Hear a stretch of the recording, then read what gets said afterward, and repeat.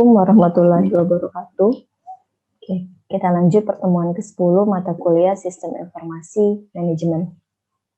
Ya, di dalam pertemuan 10 ini kita akan membahas tentang e-governance ataupun sistem pemerintahan berbasis elektronik. Mungkin teman-teman semuanya sudah nggak asing lagi ya dengar kata e-governance ini karena mungkin memang sudah diterapkan di beberapa provinsi yang ada di Indonesia.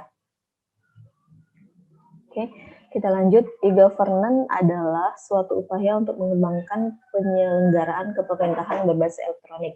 Jadi dengan adanya perkembangan dunia IT saat ini, pemerintahan juga turut untuk berkembang di mana menyediakan suatu sistem berbasis elektronik untuk sistem pemerintahan yang ada di lingkungan di provinsi masing-masing daerah.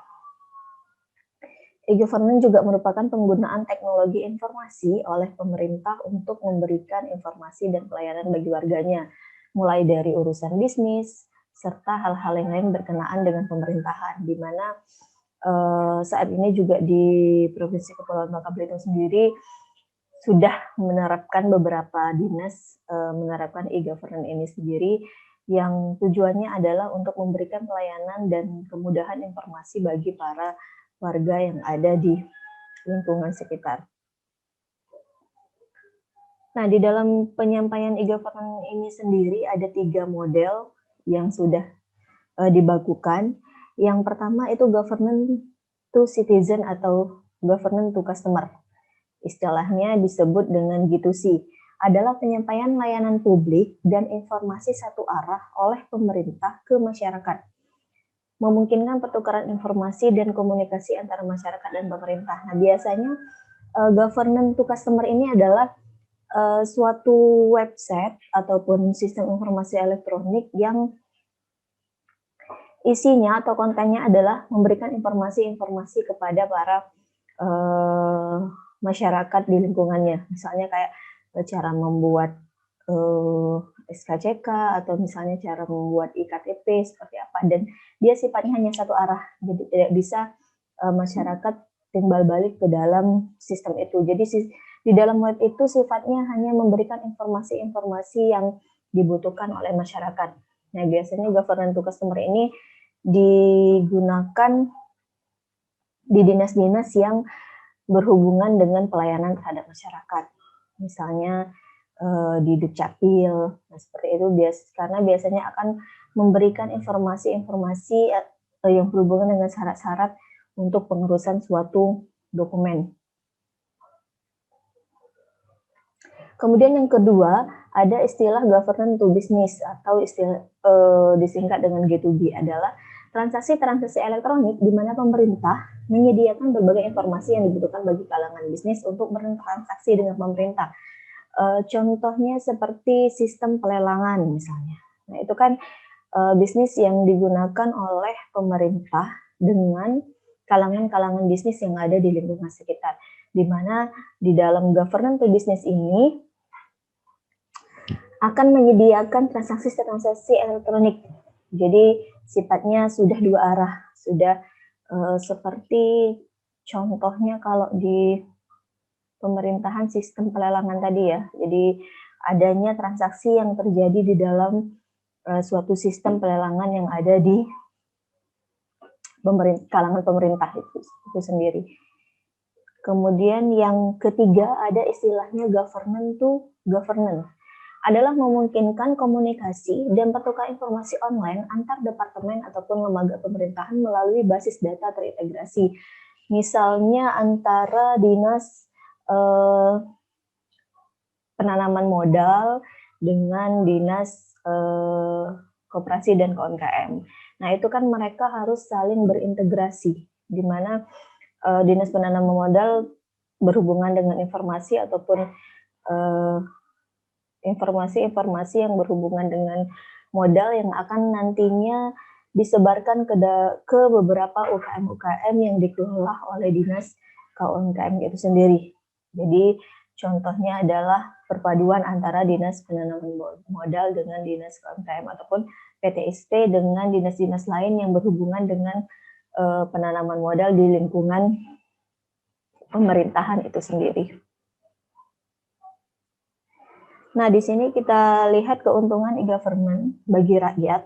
Ada beberapa. Yang pertama, pelayanan servis yang lebih baik kepada masyarakat. Karena informasi dapat disediakan 24 jam, 7 hari dalam seminggu, tanpa batasan waktu, serta tanpa harus menunggu dibukanya kantor. Misalnya, saya mau tahu syarat mau bikin surat keterangan tidak mampu. Sedangkan jam 7 malam kantor sudah tutup misalnya. Nah, dengan adanya e-governance ini sendiri akan membantu mau jam 7 malam, mau jam 10 malam, kita sudah bisa mencari informasi-informasi yang kita butuhkan yang berhubungan dengan pembuatan syarat-syarat administrasi surat yang kita butuhkan. Informasi tersebut juga dapat kita cari dari kantor, dari rumah, dan dari tempat-tempat manapun tanpa secara fisik datang ke kantor pemerintahan itu sendiri. Yang kedua, keuntungannya adalah peningkatan hubungan antara pemerintah, pelaku bisnis, dan masyarakat. Adanya keterbukaan atau transparansi, maka diharapkan hubungan antara berbagai pihak di sini menjadi lebih baik, baik dari pemerintah kepada masyarakat ataupun pemerintah kepada pelaku bisnis dan antara kalangan pemerintah dan pemerintah itu sendiri. Jadi keterbukaan ini biasanya akan menghilangkan saling curiga atau kekesalan dari semua pihak, apalagi biasanya yang berhubungan dengan bisnis atau regulasi antara satu dinas atau bidang pemerintahan dengan bidang pemerintahan yang lainnya. Sehingga dengan adanya e-governance ini akan membantu meminimalisir kecurigaan-kecurigaan yang ada di dalam lingkungan pemerintahan itu sendiri.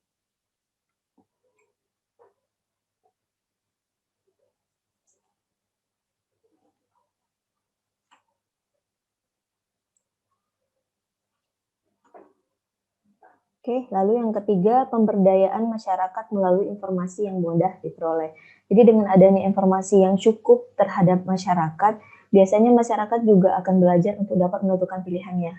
Contohnya seperti tentang data-data sekolah, misalnya, terus jumlah kelas yang ada di sekolah tersebut, terus daya tampung murid, dan lain-lain, sehingga informasi-informasi itu dari Dinas Pendidikan dapat ditampilkan secara online dan digunakan oleh orang tua untuk memilih sekolah yang pas untuk anaknya. Jadi nggak perlu nih orang tua datang ke tiap sekolah untuk melihat data-data tentang sekolah tersebut. Jadi dari Dinas Pendidikan sudah memberikan data itu, memberikan informasi di dalam e-governance yang bisa diakses oleh setiap orang tua yang ada di lingkungan pemerintahan itu sendiri. Nah, yang keempat, keuntungannya adalah pelaksanaan pemerintahan yang lebih efisien.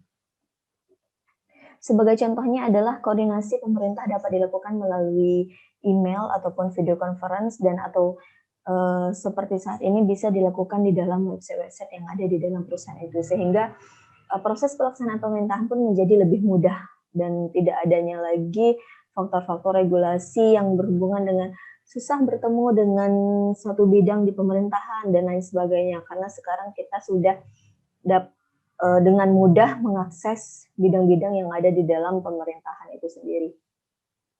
Yang kelima, teknologi informasi dan komunikasi yang dikembangkan di dalam pemerintahan yang saat ini kita sebut sebagai e-governance membuat masyarakat semakin mudah dalam mengakses kebijakan pemerintah. Biasanya setiap kebijakan pemerintah yang sudah timbul ataupun yang akan diterapkan lebih mudah untuk ditransfer informasinya melalui e-governance dibandingkan secara manual. Karena kalau secara manual mungkin tidak semua masyarakat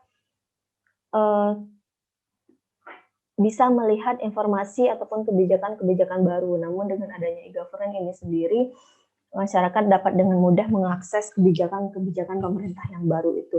Sehingga program yang dicanangkan pemerintah dapat berjalan dengan lancar juga karena dengan adanya bantuan e-governance ini sendiri. Kemudian e-governance juga dapat mendukung pengelolaan pemerintahan yang lebih efisien sehingga meningkatkan komunikasi antara pemerintah dengan sektor usaha dan industri. Kemudian masyarakat juga dapat memberikan masukan mengenai kebijakan-kebijakan yang dibuat oleh pemerintah sehingga dapat memperbaiki kinerja pemerintahan. Selain tampilan dan paduan warna yang menarik, informasi yang disajikan sangat lengkap dan pasti up to date karena akan di-update oleh si admin di bagian pemerintahan itu sendiri. Kemudian terdapat informasi transportasi, informasi valuta asing, serta informasi tentang tinggi muka air. Website ini juga mencakup banyak aspek seperti hukum, agama, sosial, dan budaya, bisnis dan kawasan bisnisnya, pendidikan, dan sebagainya juga. Jadi semua terbuka untuk pemerintah dan masyarakat itu sendiri. Oke. Nah, di dalam pertemuan ke-10 ini kita cukupkan sampai keuntungan e-governance ini sendiri, dan silakan nanti mahasiswa bikin studi kasus di mana buatlah sebuah rangkuman ataupun sebuah analisis dari teman-teman tentang macam-macam ataupun model e-governance tadi. Jadi governance to customer contohnya sistem apa yang ada di lingkungan pemerintahan, kemudian governance to business contoh nyatanya e-governance apa yang ada di lingkungan pemerintahan, serta governance to governance. Disilahkan dibuat studi kasusnya atau analisisnya dan dikumpulkan di Classroom. Jika ada yang belum jelas, silahkan nanti kita sharing di grup WA ataupun di Classroom ya. Baiklah, Ibu akhiri, kita lanjut nanti pertemuan minggu depan membahas tentang e-governance ini. Semoga kita selalu diberikan kesehatan dan pandemi ini cepat berakhir. Ibu akhiri, wassalamualaikum warahmatullahi wabarakatuh.